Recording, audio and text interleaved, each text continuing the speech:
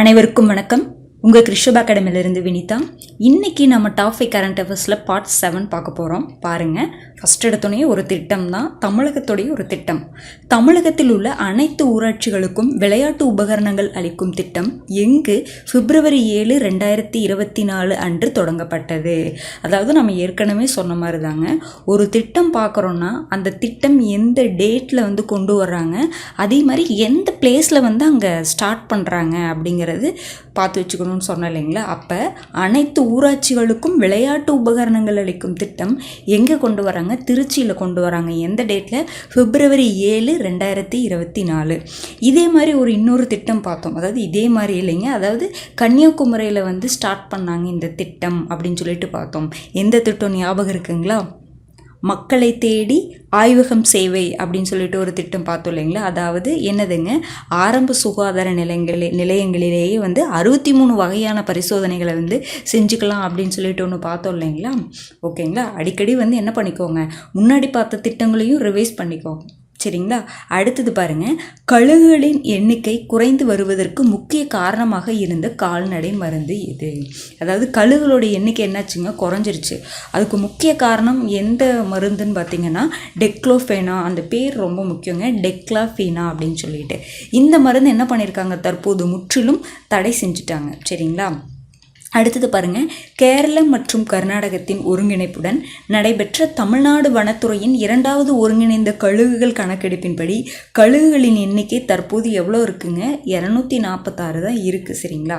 அப்போ குறைஞ்சிட்டு வருதுன்னா அதுக்கு காரணம் என்ன மருந்து சொல்கிறாங்க அப்படின்னா டெக்ளோஃபீனக். அது என்ன பண்ணியிருக்காங்க, தடை செஞ்சுருக்காங்க, ஓகேங்களா.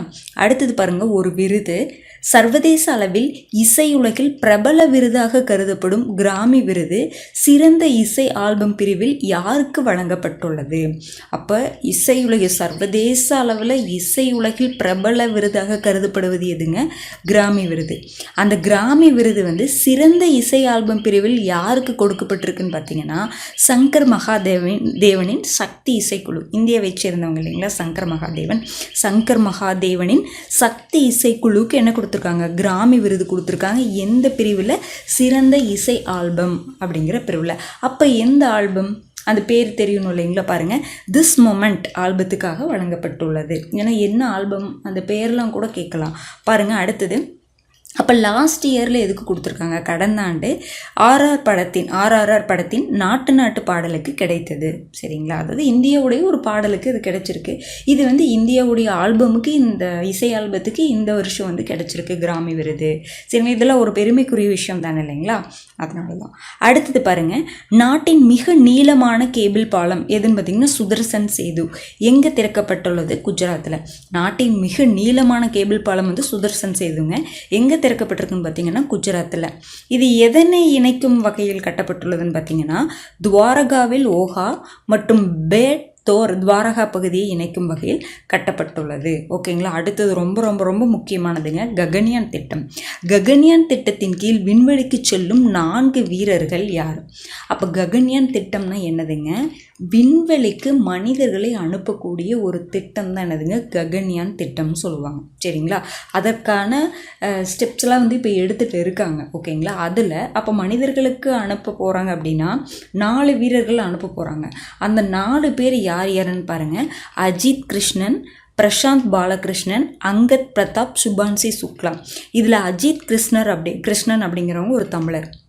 அப்போ ககன்யான் திட்டத்தின் கீழ் தேர்ந்தெடுக்கப்பட்ட தமிழர் யார் அப்படிங்கிற கேள்வி கேட்கலாம். அஜித் கிருஷ்ணன், சரிங்களா. அஜித் கிருஷ்ணன், பிரசாந்த் பாலகிருஷ்ணன், அங்கத் பிரதாப், சுபான்சி சுக்லா அப்படின்னு சொல்கிறாங்க. பாருங்கள், அப்போ இவங்க என்ன பண்ணுவாங்கன்னா, இவர்கள் தரையிலிருந்து 400 கிலோமீட்டர் தூரம் கொண்ட விண்வெளி சுற்றுப்பாதைக்கு அனுப்பப்பட்டு, அப்போ எவ்வளோ தூரங்க, தரையிலிருந்து 400 கிலோமீட்டரில் இருக்கக்கூடிய அந்த விண்வெளி சுற்றுவட்ட பாதையை அனுப்பப்பட்டு அங்கே எவ்வளோ நாள் ஆய்வுகள் மேற்கொள்ள போகிறார்கள் பார்த்தீங்கன்னா அங்கு 3 நாட்கள் ஆய்வு மேற்கொண்டு திரும்ப உள்ளனர். அப்போ எத்தனை நாட்கள் இந்த ககன்யான் திட்டத்தின் கீழே விண்வெளியில் மனிதர்கள் எத்தனை நாள் ஆய்வு மேற்கொண்டு திரும்ப உள்ளனர், அந்த மாதிரி கேள்வி கேட்கலாம். அப்போ எத்தனை நாட்களுங்க?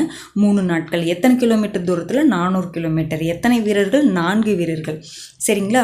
யாருங்க? அஜித் கிருஷ்ணன், பிரசாந்த் பாலகிருஷ்ணன், அங்கத் பிரதாப், சுபான்சி சுக்லா, ஓகேங்களா.